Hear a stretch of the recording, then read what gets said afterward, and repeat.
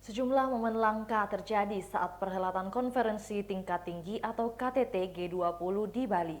Salah satunya ketika para kepala negara harus memegang cangkul. Momen ini terjadi ketika mereka berkumpul di Taman Hutan Raya di Bali pada Rabu 16 November 2022 siang hari.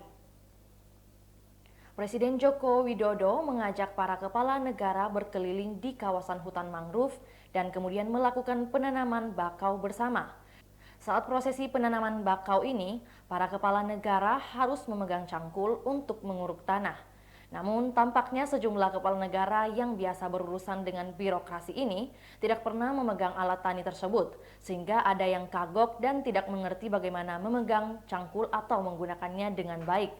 Tampak pula Presiden Amerika Serikat Joe Biden yang terlihat serius menanam pohon bakau dengan cangkul di tangannya. Bahkan ada kepala negara yang cangkulnya jatuh ketika prosesi simbolik itu. Setelah tanam bakau rampung, mereka kemudian melakukan foto bersama dengan mengangkat cangkul. Setelah sesi tanam pohon bersama selesai, Presiden Jokowi mengajak tamu-tamunya menuju tempat pembibitan bakau. Itulah tadi berita hot news kita pada hari ini. Saksikan berita hot news lainnya hanya di kanal YouTube dan Facebook Tribun Timur. Terima kasih sudah nonton.